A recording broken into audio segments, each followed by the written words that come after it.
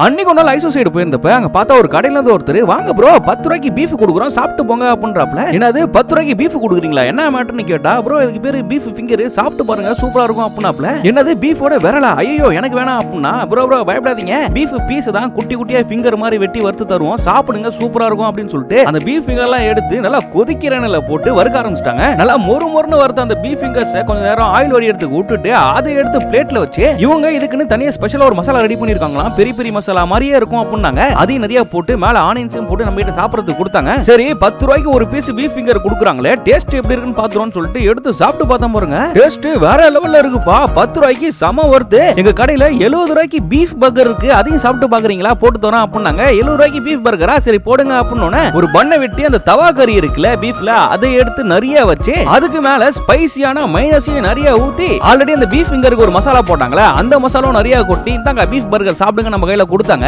பர்கரை பாக்குறதுக்கு 70 ரூபாய்க்கு ஒருத்த மாதிரி தான் இருக்கு ஏன்னா குவாண்டிட்டி பெருசா இருக்கு. சரி டேஸ்ட் எப்படி இருக்குன்னு பாத்துறோம்னு சாப்பிட்டு பார்த்தேன். பீஃப் பர்கரோட டேஸ்ட் ஓரளவு ஓகேவா தான் இருந்துச்சு. ஆனா இந்த கடையில கிடைக்கிற அந்த பீஃப் ஃபிங்கர் அல்டிமேட்டுப்பா. 10 ரூபாய்க்கு சம ஒர்த்து. உங்க ஊர்ல பீஃப் ஸ்நாக்ஸ் என்ன ரேட் விக்கிறாங்க அப்படிங்கறத கமெண்ட் பாக்ஸ்ல கமெண்ட் பண்ணி விடுங்க.